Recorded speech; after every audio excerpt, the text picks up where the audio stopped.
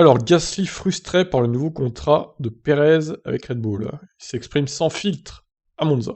Donc, à 25 ans, il admet qu'il ne sait pas pourquoi Red Bull a décidé de garder Perez comme équipier de Max l'année prochaine.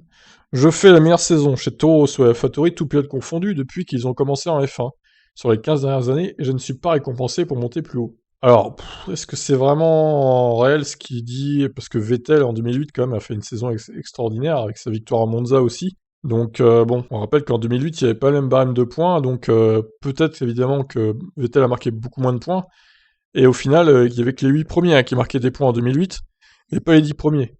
Donc c'est à vérifier, ce qu'il dit, bon, c'est peut-être un peu de la prétention, là, du côté de Pierre Gasly. Attention à pas trop prendre la grosse tête non plus.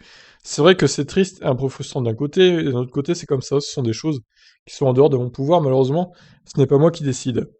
Red Bull préfère continuer avec Perez, c'est vrai que quand on voit un peu les performances, surtout le week-end dernier à Zandvoort, quand il se fait sortir en Q1 et qu'il termine 8ème à un tour de son équipier et qu'il est élu pilote du jour, ah oui ça j'ai pas compris non plus, j'avoue que il y a certaines choses qu'on ne comprend pas trop. Non, non, c'est vrai qu'il méritait pas le pilote du jour la semaine dernière, Perez, on est d'accord là-dessus. Franchement, sa remontée était pas folle en vrai, surtout qu'il a fait un plat sur son pneu. Vu la voiture enfin qu'il a entre les mains, c'est vraiment le minimum syndical ce qu'il a fait pour moi. Bref, voilà, après, bon, Gasly, il oublie aussi que ça s'est mal passé quand il était chez Red Bull, et je pense que les dirigeants de Red Bull sont un peu frileux à l'idée de le reprendre, et que ça se repasse mal à nouveau. C'est aussi pour ça, je pense, qu'ils veulent pas le reprendre.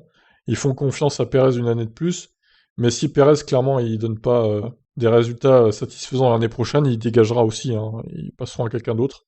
Bah, en tout cas, avec des déclarations comme ça, c'est pas comme ça qu'il va retourner chez Red Bull, je pense. Donc je pense qu'il est définitivement grillé là. Je vous laisse réagir, qu'est-ce que vous en pensez? Bye bye.